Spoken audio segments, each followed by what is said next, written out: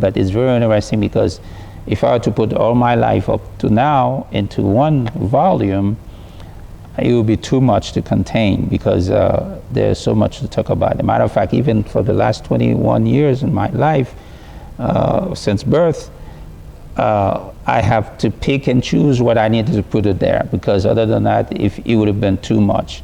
And it's a very, I would say filled book with a lot of material in there. It's very thick, and so I still have to work on it to see if I can shrink it down a little bit, because it's not like so much of telling you my life story, but it's so much of things that are very important that people would not know, and unless somebody were to tell them.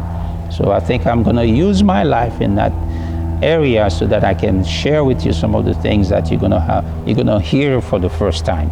I guarantee you that. Excuse me.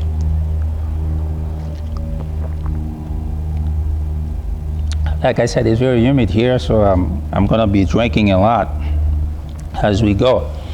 So let's kind of like share with you something new today based on what we started before and everything. But everything is compact into this volume, this book. I do not know for sure if there's going to be a need for me to write another volume of this, because remember, I have told you that this book, it's kind of like, the spiritual aspect of what the title is talking about, learn to lose, because you learn this. This is a principle from agriculture. I have stated before that the farmers, they know really well about this, because that's what they've been doing ever since they get into the business of farming. And for those of you who every once in a while you kind of like have a little garden at home in your backyard or something, you kind of have a glimpse of that too, because you practice the same principle. What it is, you practice the principle of sowing so that you can reap. And then so this is what this book is giving you in a practical way from a spiritual standpoint.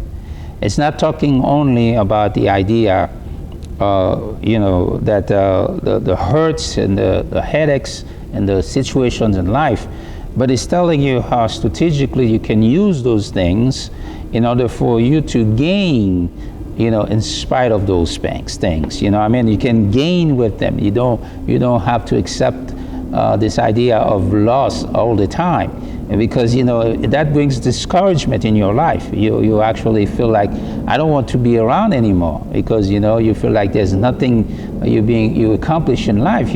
Everything you do, you always get you always fail. You always not get to attend. The goal that you have in mind, even though you set goals. Because I've known people that have gone to all those kinds of gatherings, to help them, to motivate them to become self-reliant in some way, so they can become sufficient to their needs in some ways, but to no avail. We talk about that in the book also, where you have those people who pronounce themselves to be guru, self-made people in some ways, and they're trying to share their experiences, their life experiences, in a way so that they can motivate you, so you can do the same. In some way, this book is doing that too. Is motivating you to try to accomplish something in your life, but you only take the spiritual aspect of it. We don't kind of like push the idea of you're going to be rich if you do this and that. Nobody knows anything about that. It's not true. Being rich is not for everybody. There are people in this life not going to be rich. They're not going to be rich. I don't think there's a principle that somebody can use and then it changes your life. No. There might be some aspects, in other words, you're already in the path of success. It's just like, when we talked about that in the book, it's just like you see, when you have something in the ground, you sow the seed, and the fruit is starting at the fruit, the trees started coming up. So we do that in agriculture. The farmers, they know that too. There has to be time for you to clean up, to take away the weeds around the plants. so that you can allow the plants to grow, and expectingly one day there'll be fruits bearing with that tree, with that plant. And so that's the practical way you do that. And so if you don't clean up, then this is going to kind of like, choke the grain on the ground, and they're not going to even sprout, and there's going to be problem, and then it's a waste. And I think there are a lot of people out there, this is what they've been doing all their life. They waste their life in doing things that they expect to be successful, but the strategy they use cannot bring them to that place where they want to be rejoicing. In other words, the strategy they use cannot bring them to the harvest they hope for. And so this book, it helps you to see clearly. Now, understand that I'm talking about the spiritual part of it, not the physical part. You can use that in some ways if you want to further your ambition, whatever field that you're working on. But it's not going to be so technical, because it's not a book about that. It's a book about spiritual being. Another thing, in other words, it's a book that actually deals with what's inside, your mind, the way you think, your behavior. It actually is going to tell what's inside of you if you practice those. In other words, it gives you some warnings about things in this realm of life that nobody ever taught you before. A lot of things in there, I think, through the years in my studies and also experiences that I have encountered in life, actually give me some of the tools that I needed in order for me to overcome some of the challenges of life. And I think for some of you, you might find yourself in that situation, that place, and you might need that too. You might need that encouragement and everything. There's a part of this book, I'm not sure exactly what chapter it is. I just have to look. Just give me 1 second, bear with me. I'm going to put my glasses on so I can see that. I think it's on page 55. And if you go, let me go from here so I can tell you exactly under what chapter it is. It's under, actually, it begins chapter 2. Okay, it's chapter 2, page 55. It begins the very top of chapter 2. And the title of it is The Big Picture. The Big Picture. So if you don't have the book with you yet, if you have, you can follow along. See right here on the side, right here, it says The Big Picture. You can see it. See? The Big Picture. And in this book, Learn to Lose. Okay, so chapter 2, The Big Picture. Now, what is it talking about here? I'm not going to kind of like, tell you the whole thing. I want you to go and read it. If you haven't gotten your copy yet, I want you to go buy your copy, and then so you can read it. I'm just going to go in here. In this book, like for instance, I start with this, approach about puzzles. When I was a kid, actually, and I used to do that a lot, and I still do that every once in a while, but I don't really, because of my occupations, things that I do on a daily basis, and sometimes I only have a few hours to sleep. I'm too much in that, but I still do that every once in a while, and it's something that I cherish a lot. You learn a lot. It's also an exercise for our brain to help you think and develop, sometimes strategies so that you can accomplish something big. And what I'm talking about is a puzzle. The beautiful thing about a puzzle, you don't just get a puzzle, all the pieces, and then you're trying to put it together. A puzzle gives you an example. It shows you what you need to accomplish. It shows you the model that you need to have.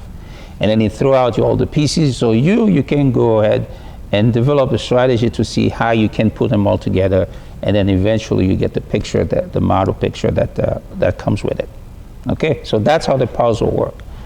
And so when I was younger, and I like doing that a lot, because I am so happy, because when you see you putting this piece right here and you put another piece right here, and then you see it's coming along, and then every time you have a few pieces together, you see a little bit of the picture, and then you're getting that big smile in your face until to the last one.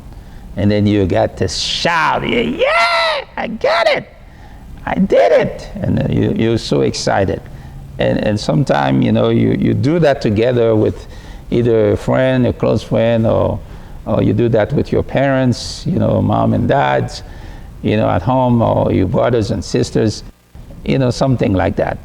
Or mostly for those of you at age to do that, you can do it either your partner, your boyfriend, your girlfriend, or sometimes you do that also with your wife and your husbands. So it's important. I encourage people to do that like couples. It's kind of like help you both together and working to put something together. It's a good habit, so that way when you start doing this, you can kind of like trigger something in you. You continue working together, help each other. Learn to work together. That's one of the things that the puzzle will do for you.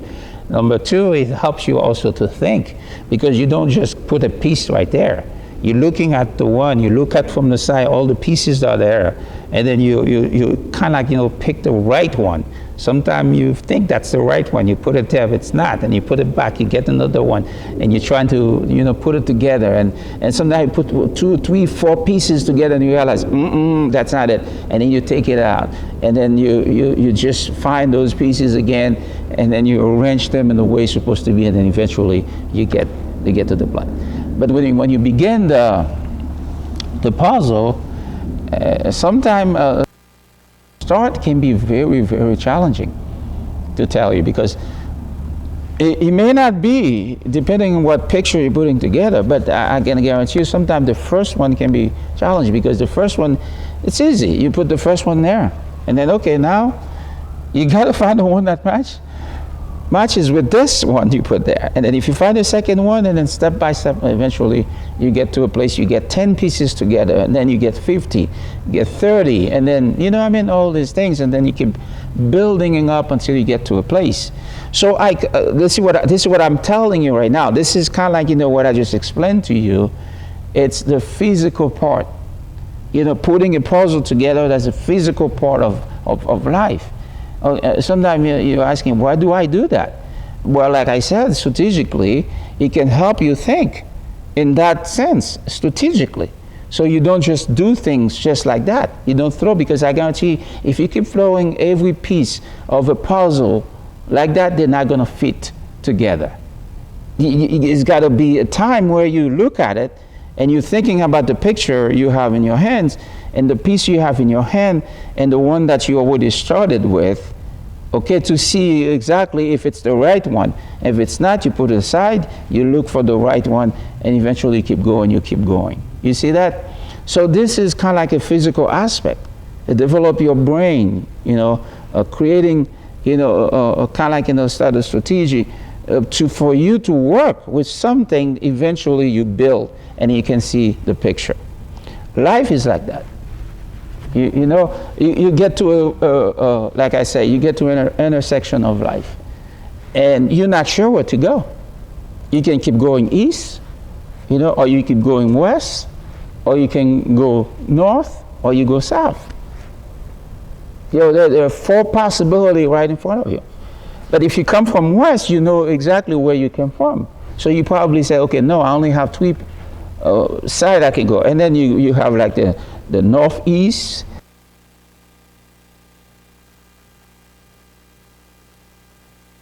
It's a little bit troubling in a sense, because if you've never been to a place before, right now it's easier because you have the help of GPS. You can go on your phone, and then you tap the direction there on the Google map, and then it will take you there without no hesitation, no problem. And you just only listen, or you can visualize the imagery there on your phone, and you see where you're going. Make it easier. But imagine if you've never been there before, and there's no GPS available, and you got to find your way. What you're afraid of, if you take this direction here, and you don't know how far you should go before you find out that you're in the wrong place. You go in the wrong way. So you have to go back and then try another side before you actually realize, oh, this is where it's supposed to go. Not too long ago, we used map. We buy the map in the the convenience stores and gas station, or you go in there and you find your map, and then you open it, we call Atlas, and it tells you the direction. Some of you have so much difficulties of reading a map, and sometimes the map is so huge when you put it on the hood of your vehicle and you open it to see what direction you need to go and everything. Before everybody had the GPS on their phone, I used to go online when I'm traveling and I don't even know where I'm going. I have the address, the location where I need to be. So I will go online, my computer, and I will type the direction, and it gives you step-by-step direction from A to Z. Okay, from where you're going to start to your destination, and I will print out those directions, and I will be sitting driving instead of using the Atlas map. So I use that, and usually if I'm traveling with somebody, the person next to me, if I'm driving, will read to me the direction. Okay, you get to this place, you're going to drive that mile, and then when you get there, you take a right or take a left or whatever. So when you go online, it gives you that opportunity, gives you that possibility. I've used that a lot. Until recently, we have GPSs in our phone, and some of those vehicles you purchase now, they come, handy. They're fully loaded, so your car has diverse navigation in there, so you can only put the thing, or you can talk. You can actually say where you want to go, and then the device in your vehicle records the place that you give him, the address, and then it will speak it to you. Some of you have Alexa's devices in your vehicle, or Siri's. I use Siri's in my phone, and vehicles also, they will tell you direction where to go. We do that a lot. But living in this life from a spiritual standpoint, like I said, there is a lot of informations out there, and I would say, unfortunately, there's a lot of bad informations. And I would venture to say there's a lot of wicked information, because they're purposely put out there to trick you, to put you in a very difficult situation in life. So that's why they create them. And so if you're not sure of a type of information that you should get, or you put your hands on anyone out there, chances are you're going to suffer. And so the whole purpose behind this book is to help you combat those type of informations out there, so you get the right kind of information. Now you're asking yourself, how do I know my information is the right kind of information? That's a good question. I appreciate it. And one thing I can tell you is because of the fact that you have information that people that have lived before you, right? And they have made preparation too for us coming after. And so I have an opportunity to glean from those people. I have also gathered information from other people that I don't even know, okay? And so therefore they kind of give you direction. And besides, with your own experience also, you can test those information to see whether or not they're true, And so the reference that I use in order to validate all that is it's this book called the Bible. But now a lot of people, I know you have problem with the Bible, but again, you can go back and verify them. You can test them to see whether or not what you see, if it's true or not. You don't have to take my word for it. You don't have to just sit down and accept what the Bible says. You can try it. You can choose it to do that, and then once you find it credible, then you have the opportunity to share with someone else. And I think that's what I've been doing. That's the reason why I put this book together, because I have put together information that I've gathered from different sources, different places, and so that I put a good rendition of all of that into one pile of information, and so that you can use them. You don't have to do the work, like we said, the legwork. You can just only enjoy it. And then you pay a little bit of money for that, because of the fact that it's not only the information I put in there that you're paying for. You pay for the whole fabric. In other words, you pay for those who have put the words together, that editing him, that actually put the color, that the print and all this stuff, and write it and put them all in one place and make it look attractive to you so you can purchase it. And now we're talking about the e-format also. You can download and you find the opportunity to buy one like that. So that's exactly what we're doing. Now, the big picture is, this is important. Let me take a sip really quick.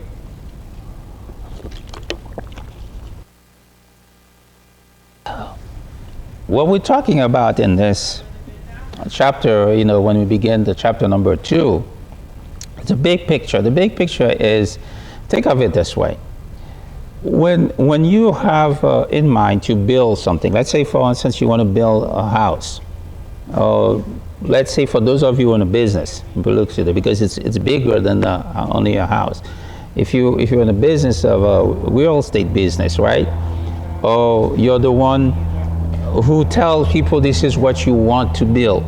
So first of all, you're going to have to speak with an architect. They're going to design it for you. They're going to put it together in paper so you can see, the image of what you want to build together, and then so that you can get to a place where you can see, okay, I have this, I have the plan in front of me, and it's going to go step by step how to build it, so that the engineer is going to take the blueprint. They're all going to study it, and they're going to start coming up with a plan and study it, and then they're going to start implementing it in the place where what you need, and then they're going to employ people who have the knowledge how to build a building.